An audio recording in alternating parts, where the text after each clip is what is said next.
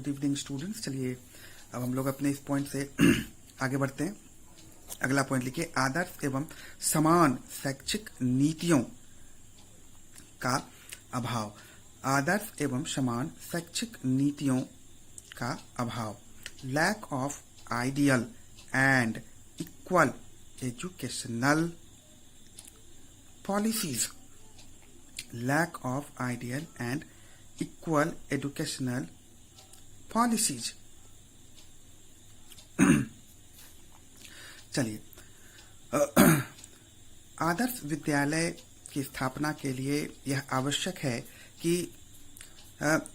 बनाए गए शैक्षिक नीतियों का पालन भी आदर्श ढंग से हो, किंतु शैक्षिक नीतियों का निर्माण तो कर दिया जाता है, लेकिन इनके क्रियान्वयन में कितनी तरह की समस्याएं उत्पन्न होंगी, इसके निराकरण के लिए कोई विशेष प्रयत्न नहीं किए जाते। यही कारण है कि अधिकांश विद्यालयों में, चाहे वो शहरी क्षेत्रों में हो या फिर ग्रामीण क्षेत्रों में हो, हमें यह देखने को मिलता है कि कुछ ही विद्यालय ऐसे होते हैं जो सभी बनाए गए शैक्षिक नीतियों के अनुसार संचालित होते हैं। शैक्षिक नीतियों का निर्धारण, शैक्षिक नीतियों का निर्माण शिक्षा के उद्देश्यों को प्राप्त करने के लिए ही किया जाता है, ताकि सभी मूलभूत उद्देश्यों की प्राप्ति सरलता के साथ हो सके। किंतु कई कारणों से, कई तरह की सुविधाओं के अभाव के कारण हमें यह देखने को मिलता है कि बनाए गए शैक्षिक नीतियों का पालन आदर्श ढंग से सभी विद्यालयों द्वारा, चाहे वो ग्रामीण क्षेत्रों में हो, चाहे वो शहरी क्षेत्रों में हो, आदर्श ढंग से नहीं हो पाता। यही कारण है कि जो शैक्षिक स्तर है उसमें भिन्नता उत्पन्न हो जाती है। जो गुणवत्ता है वह प्रभावित होने लग जाता है, और वैसे विद्यालयों से पढ़ने वाले छात्र, जहां पर शैक्षिक नीतियों का पालन आदर्श ढंग से हुआ है और सभी आधारभूत तथ्यों को ध्यान में रखकर छात्रों के भविष्य को संवारने की चेष्टा की गई है, उनमें जीवन की सभी कुशलताओं का विकास आदर्श ढंग से होता है। और इसके ठीक विपरीत जो परिणाम है वह हमें प्राप्त होता है उन विद्यालयों में पढ़ने वाले छात्रों के लिए, जहां पर कि शैक्षिक नीतियों का पालन अनेक प्रकार के कारणों की वजह से आदर्श ढंग से नहीं किया जाता। छात्र जो आवश्यक कुशलता है उसे नहीं सीख पाते, जिसके कारण कि उनका अधिगम प्रभावित होता है, उनका अधिगम कौशल प्रभावित होता है, और जिसके परिणाम स्वरूप वो जीवन में भी असफल रह जाते हैं। तो इस प्रकार से हम देखते हैं कि जो सामाजिक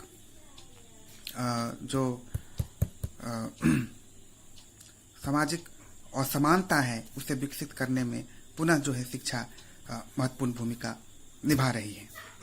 चलिए आपको अंग्रेजी में भी इसको डिस्कस करके बताते हैं।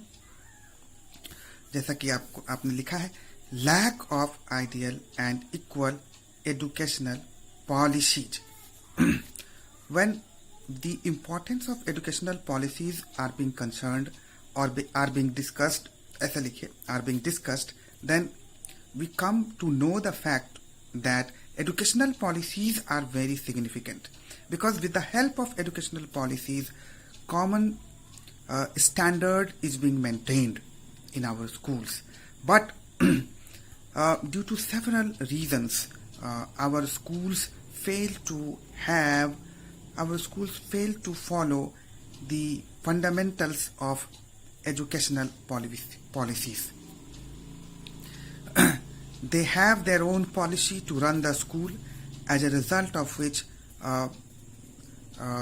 very dangerous results are being obtained. We normally see that very few schools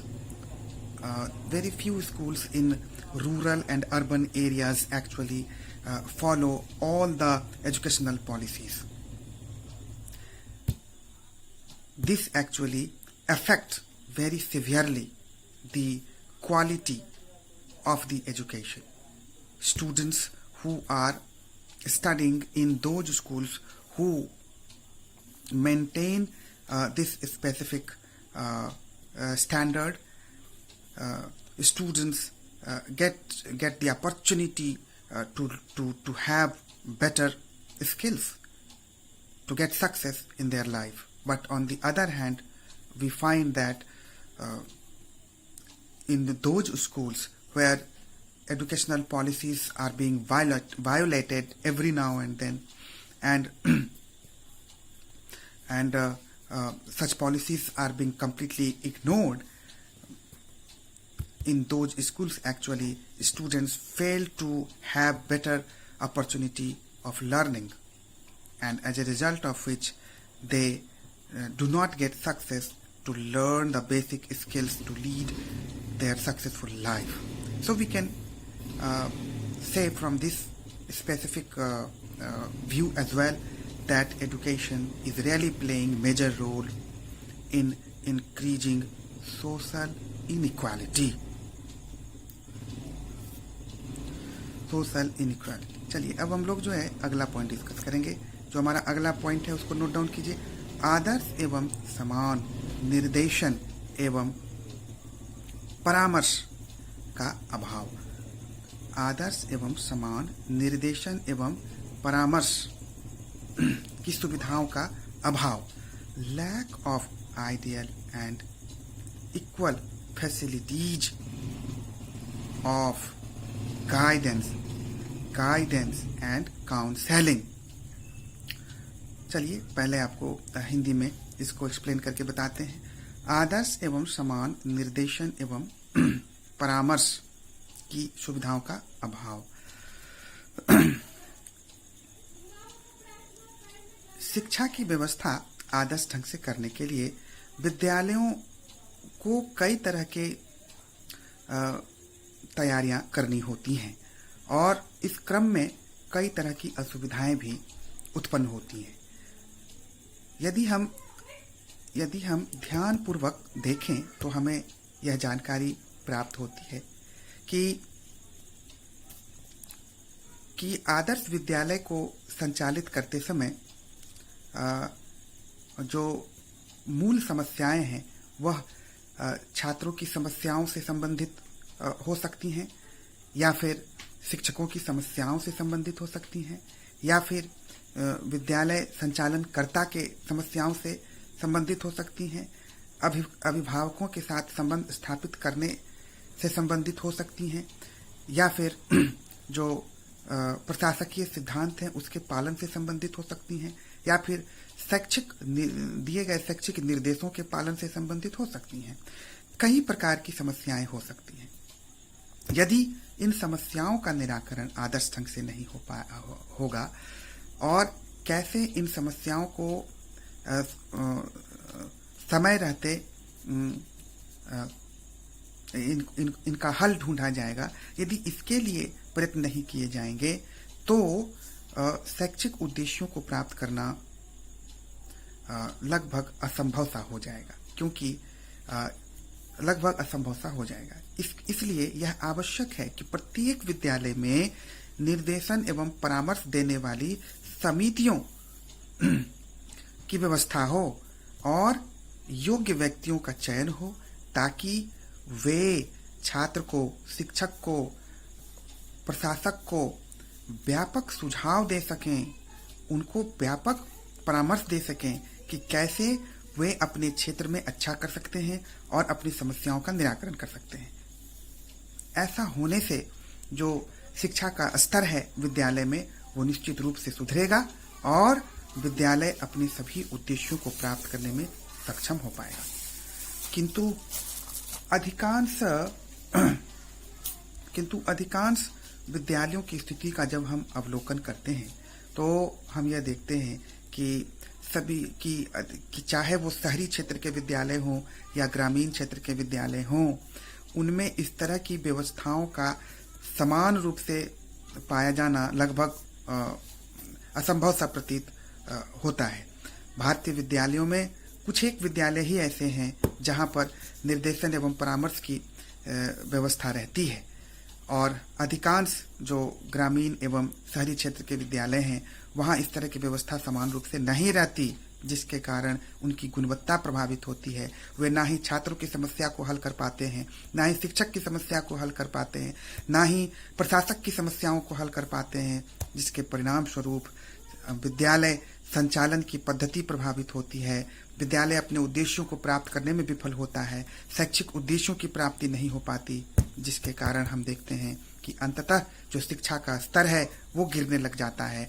और इस प्रकार से हम देखते हैं कि वैसे विद्यालय जो कि जहाँ इस तरह की समितियाँ पाई जाती हैं वहाँ विद्यालय का संचालन आदर्श ढंग से होता है और जो छात्र हैं वो सभी दृष्टिकोण से काबिल होकर निकलते हैं, सर्वांगीण विकास उनका संभव हो पाता है।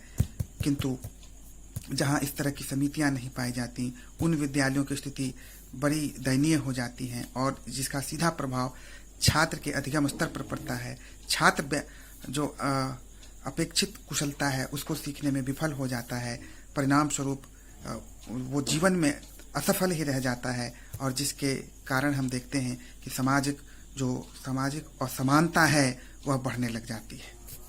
चलिए इसको अंग्रेजी में भी मैं आपको बता दूं। Lack of ideal and equal facilities of guidance and counselling. when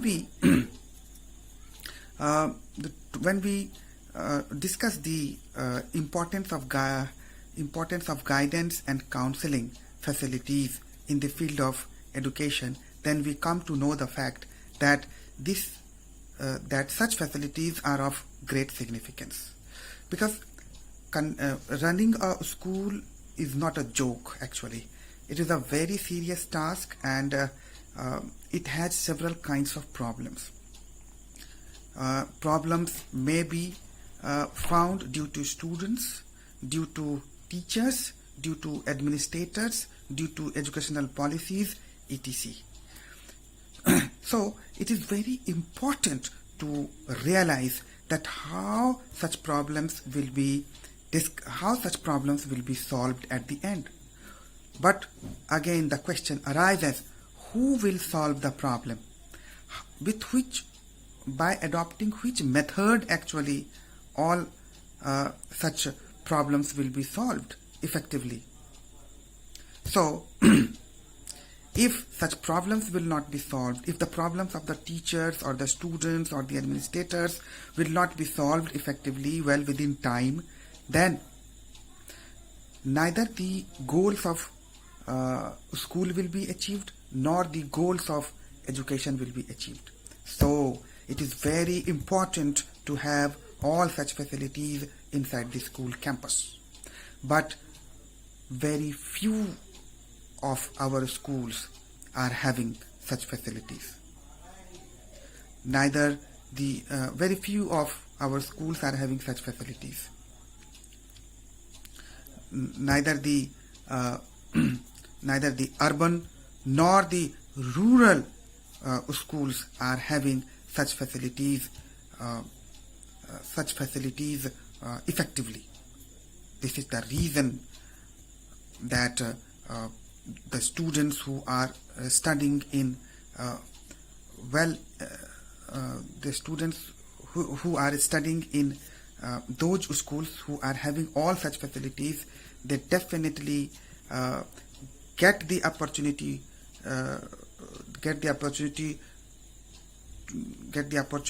to have all-round development for their ultimate welfare. But on the other hand, we see in those schools where such facilities are not found, students fail to have the facility of all-round development, and they fail to learn the basic skills of life, as a result of which they fail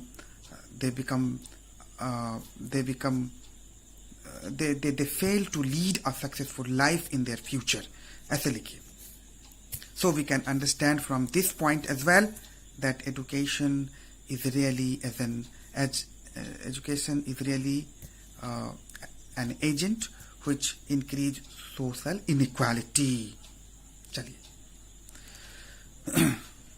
आइए अब अगला point discuss करते हैं। अगला point है आदर्श एवं समान निरीक्षण पद्धतियों का अभाव।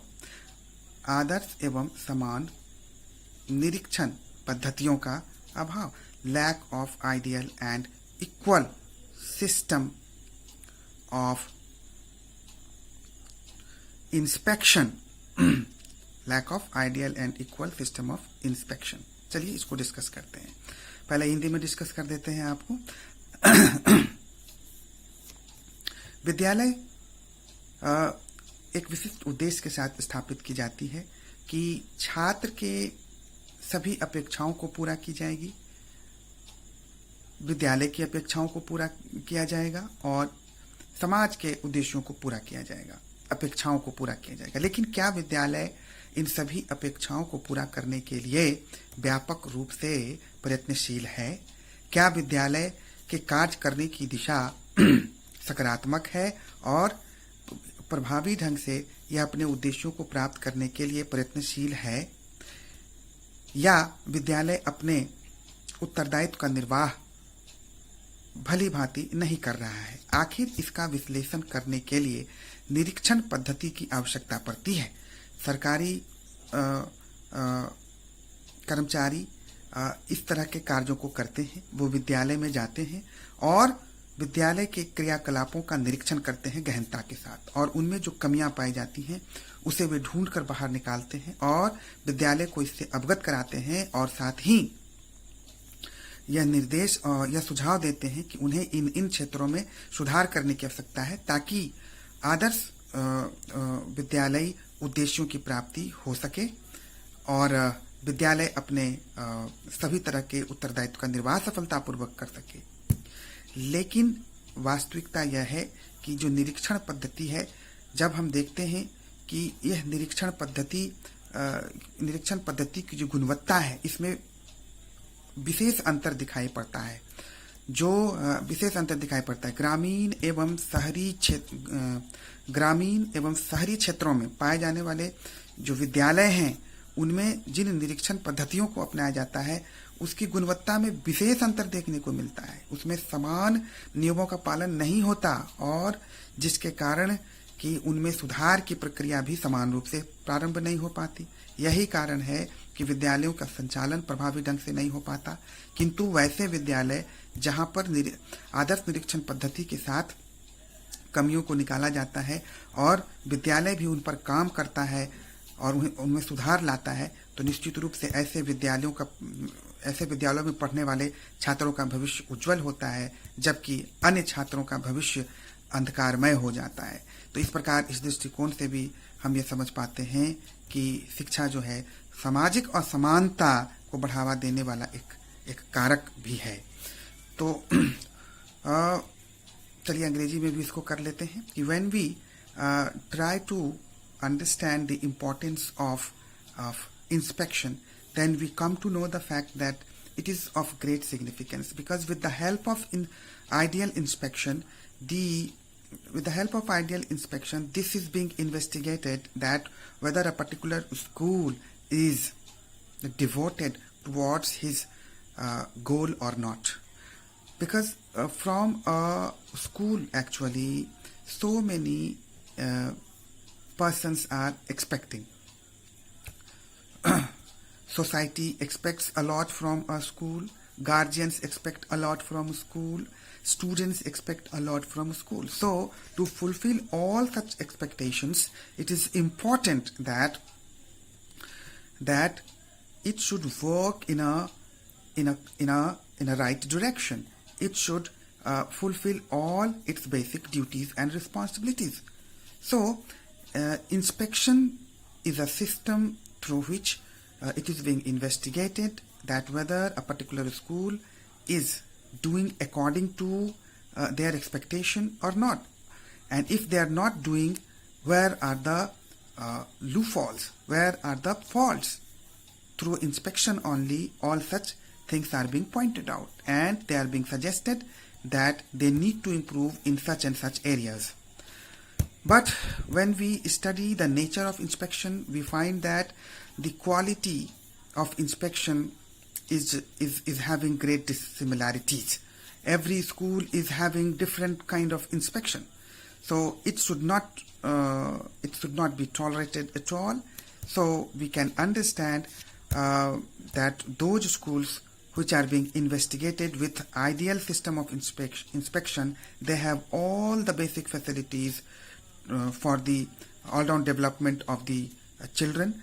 And on the other hand, those schools who are not being inspected with an ideal system of inspection, they have so many faults or defects, as a result of which the future of the students get spoiled at the end. So we can understand that education is again works as an agent to increase social inequality. चलिए आइए अगला point discuss कर लेते हैं। आदर्श एवं समान शैक्षिक मापदंडों का अभाव, lack of ideal and equal educational standards. चलिए पहले हिंदी में कीजिए। आदर्श एवं समान शैक्षिक मापदंडों का अभाव। यदि हम शिक्षा को एक ऐसा कारक और या माध्यम बनाना चाहते हैं जिससे कि सभी प्रकार की अपेक्षाओं की पूर्ति की जा सके और शिक्षा के उद्देश्यों को आदर्श ढंग से प्राप्त किया जा सके, तो हमें समान शैक्षिक मापदंडों के अनुसार शैक्षिक व्यवस्थाएं सभी विद्यालयों में करनी पड़ेगी। किसी भी भेदभाव को शैक्षिक संस्थानों में स्थान नहीं देना होगा। यदि हम सभी शैक्षिक मापदंडों के पालन के लिए दृढ़ संकल्पित नजर आएंगे, तो निश्चित रूप से ऐसी शैक्षिक व्यवस्था के तहत हमें एक गुणवत्ता वाले परिणाम की प्राप्ति होगी। लेकिन दुर्भाग्यवश हमारे भारतीय विद्यालयों में ऐसा नहीं हो पाता। भारतीय विद्यालय चाहे वो शहरी क्षेत्र में हो या ग्रामीण क्षेत्रों में हो, वहाँ पर जो शैक्षिक मापदंड जो बनाए गए हैं उनका पालन प्रभावी ढंग से, आदर्श ढंग से नहीं होता, बल्कि अपनी सुविधा के मुताबिक इन्हें लचीला बनाकर वे इसका पालन करते हैं। ऐसा होने से जो शिक्षा की गुणवत्ता है वह प्रभावित हो जाती है। किंतु कुछ विद्यालय ऐसे हैं जहां पर इन मापदंडों को विशेष रूप से ध्यान में रखकर शैक्षिक व्यवस्थाएं की जाती हैं। ऐसे विद्यालयों में पढ़ने वाले छात्रों का भविष्य उज्जवल होता है, जबकि जो अन्य विद्यालयों में जहां पर शैक्षिक मापदंडों को कोई महत्व नहीं दिया जाता और इसे बेहद लचीला निजी स्वार्थ के लिए बनाकर इसका पालन किया जाता है,